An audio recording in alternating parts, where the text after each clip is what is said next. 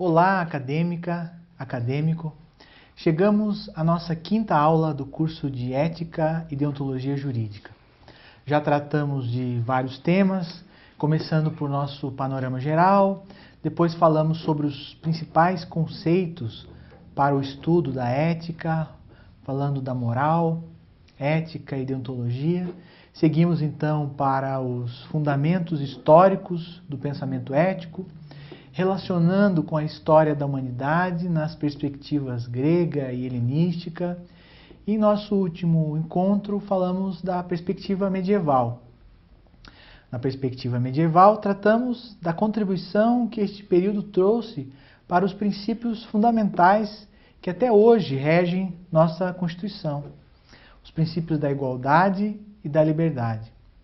Nas últimas aulas, falamos dos últimos 2000 anos da ética. Isto foi desde que os gregos inventaram a ética, na concepção próxima ao que entendemos dela, até os últimos 1000 anos na Idade Média, época em que a ética se voltou ao religioso. Como falei a vocês, neste período medieval, a ética foi lida, deduzida das escrituras sagradas. Hoje, em nosso quinto encontro, vou falar a vocês um pouco sobre a ética na perspectiva moderna. Assim como fizemos quando tratamos de outras perspectivas, aqui também vamos estudar alguns filósofos e pensadores. Indico a você que não deixe de olhar o material escrito, porque lá você vai encontrar mais detalhes sobre a ética que vamos falar aqui e também a respeito de outros nomes que foram igualmente importantes, mas que foram deixados para serem abordados apenas no texto escrito. Assim, nesta aula de hoje, dando continuidade ao nosso estudo histórico, vamos tratar da ética moderna, como eu falei. Vocês estão preparados? Entusiasmados? Estou contando com isso, certo? Vamos lá. A ética moderna chega com as grandes revoluções. Surgiu a imprensa, as navegações, as grandes navegações, a descoberta de novos povos e de novas crenças. Coisas que ninguém antes poderia imaginar existir começaram a ser descobertas. Foi necessário que o ser humano mudasse sua maneira de ver o mundo. Foi preciso ampliar o olhar. Foi preciso pensar sobre as novidades que eram evidentes.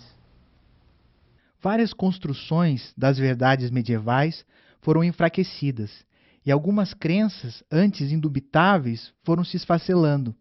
Nesta época, aconteceu que muitas das ideias medievais já não podiam mais ser sustentadas. Houve, assim, uma desmontagem do poder teológico-político. A ética, então, acompanhou esta mudança de paradigma e foi se atualizando conforme os descobrimentos aconteciam e eram sendo incorporados pelas pessoas. Uma revolução especial foi a de Copérnico. Copérnico diminuiu a importância do ser humano com sua teoria heliocêntrica. O ser humano deixa então de ser o centro e passa a ser apenas habitante de mais um planetinha rodando em volta do Sol. Assim, o modernismo surge com outra concepção de ser humano. De repente, as pessoas estavam em uma condição que antes não havia existido.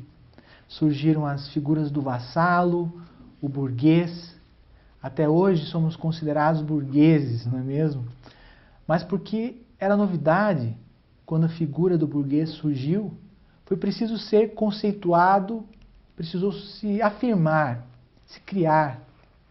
Houve a necessidade de dizer quem era este burguês. É assim, se definindo, que o ser humano se constrói dentro da história. O burguês foi definido por aquele que tem o dinheiro. O dinheiro dá o poder ao burguês. Assim ele pode ser livre, ser autônomo, não dependendo da organização religiosa ou governamental. Porém, surgiram também algumas complicações nessa época.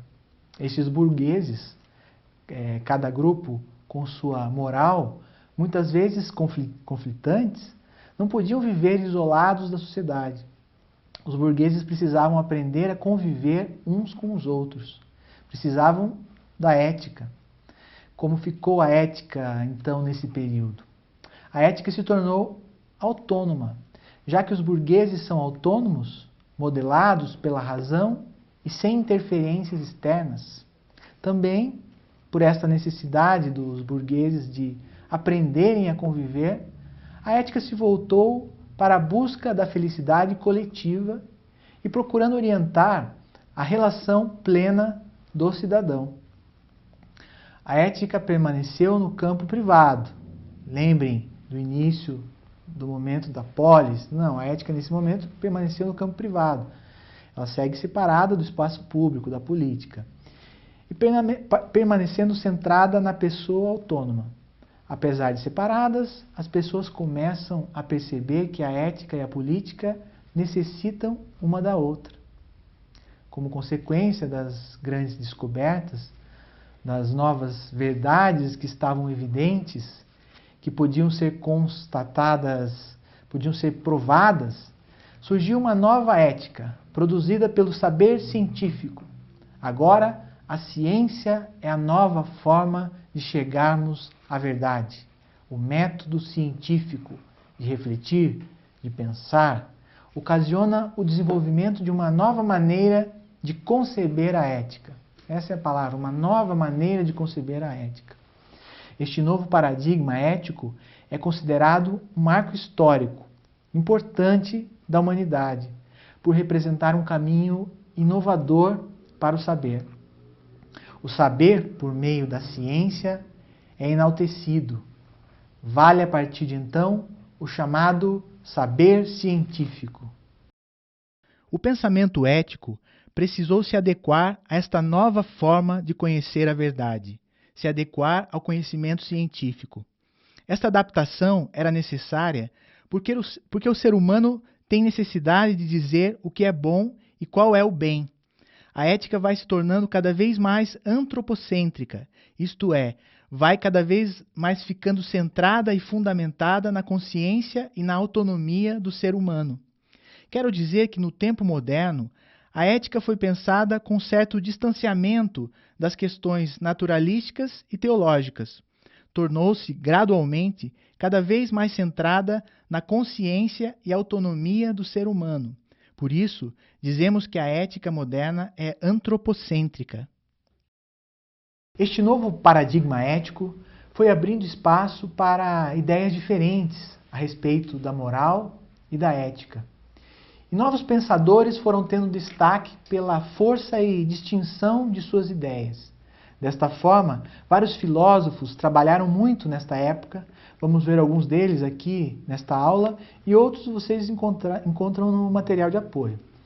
Thomas Hobbes falou sobre o problema da sociedade da época, disse que se cada pessoa exercesse plenamente seu individualismo, com suas diferentes, umas morais subjetivas, criadas pelos pequenos núcleos, nunca poderia haver uma sociedade organizada, um todo que pudesse se entender. Seria uma guerra intensa de conflitos. Por muitos séculos que vieram depois, os burgueses começaram a discutir a questão do contrato social. Nesse sentido, Hobbes falou da dimensão coletiva da política e da ética. A partir de então, a ética foi compreendida novamente como um objeto na busca da felicidade coletiva. Assim, a ética rumou ao retorno no sentido grego original.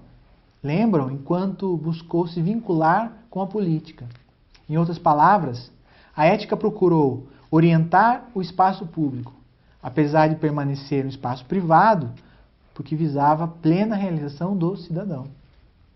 Outro pensador, Spinoza, deu também uma boa contribuição para a filosofia. Considerava que finalidade, a ação última do ser humano é a felicidade. Que a finalidade, a ação última do ser humano é a felicidade. Afirmou que todos nós temos isto em comum, que todos nós queremos ser felizes. Spinoza disse que a felicidade pode ser entendida como a ausência da dor e a presença do prazer. A felicidade é também a união entre o corpo e a alma, porque, para este pensador, a felicidade é a própria virtude. Felicidade é a própria virtude, que é garantida pelo amor intelectual a Deus. Vejam que Spinoza pertence à era moderna, mas traz em sua ética algumas contribuições dos conceitos teológicos. John Locke também contribuiu com conceitos bastante novos para a ética. Afirmou que todos os homens nascem com os mesmos direitos, que todos têm direito à vida, direito à liberdade, e mais ainda que todos têm direito à propriedade, e mais que todos esses direitos devem ser garantidos. Locke já não fala de igualdade de direitos se referindo a direitos a serem conquistados após a morte, mas de direitos a serem respeitados aqui mesmo na Terra. Direitos que devem ser garantidos pelo governo. Como todos os seres humanos tendem a realizar o seu próprio bem-estar e agir conforme seus próprios interesses, na visão de Locke, é natural que precisem de limites para que seus interesses não ofendam os interesses dos outros. Assim, é preciso que as pessoas possam ser atingidas por penas, por sanções impostas pelo Estado ou pelas cidades. Estas sanções servem para impedir que algumas pessoas realizem abusos contra outras pessoas. Locke afirma que é preciso uma obrigação moral que se imponha sobre nossa vontade. É por meio do cumprimento dessas obrigações que nós, seres humanos, nos tornamos bons. Percebam, caros estudantes, que cada vez mais nos aproximamos do pensamento atual, de como entendemos a ética nos dias de hoje. Vejam como a soma das ideias passa a fazer sentido quando relacionamos as propostas destes pensadores com as ideias que embasaram a formação de nossa sociedade atual. Um outro filósofo que contribuiu imensamente para o nosso entendimento de ética foi Kant. Certamente você já ouviu falar de Kant e suas ideias. O pensamento moderno atingiu seu ponto máximo com suas teorias. Vale muito a pena ler seus 2 livros, pois eles nos deu boas reflexões a respeito do entendimento ético. Graças a Kant, a ética começa a ser estabelecida em termos universais. A ética agora passa a ser válida para qualquer pessoa, independente da raça, da idade, do gênero. Este ponto é bem resolvido. Não se discute mais. A ética de Kant parte do dever em conduzir as pessoas com suas autonomias a construírem corretamente suas vidas. Cada pessoa tem o dever de fazer o bem. Cada pessoa precisa ser ética porque deve ser e não porque quer ser. Para Kant, o único bem em si mesmo é a boa vontade. O único bem que poderia existir não seria prazer, não seria a felicidade, seria a boa vontade de querer ser bom. Kant afirma que a felicidade é para todos, sem distinção, e o fato de todos sermos livres nos torna responsáveis por nossos atos. Ele diz que devemos usar a razão para escolher algo que seja bom sempre e para todos, e que nossa atitude deva servir de exemplo aos demais. A máxima dele é: age de maneira que possas querer que o motivo que te levou a agir se torne universal. Outro assunto que Kant trabalhou muito foi de que os homens são fins em si mesmos. Ele entendeu que o ser humano é único, indivisível, não pode ser usado como meio, por isso ele é fim. Por este motivo, tratar uma pessoa como objeto é a pior violência que se pode cometer contra a ética. A ética de Kant é chamada de ética da norma. Ética da norma porque ele assume que a moralidade de um ato não deve ser julgada por suas consequências, mas apenas por sua motivação ética. Kant fala para agirmos corretamente, para não fazermos nada errado, para não mentirmos. A mentira não pode ser usada. Precisamos sempre falar a verdade. Embora não fale em Deus durante sua ética, no final dos seus livros ele deixa claro que sua religiosidade foi muito grande.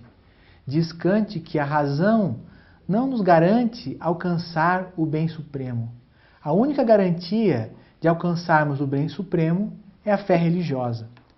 Ele foi uma pessoa muito religiosa, mas seu trabalho ético não pode ser considerado apenas como ético, atrelado à religião. A contribuição de Kant foi muito mais abrangente. Em nosso próximo encontro, falaremos da ética contemporânea. E aí sim, você certamente vai se identificar com os pensamentos a serem apresentados. Até nosso próximo encontro.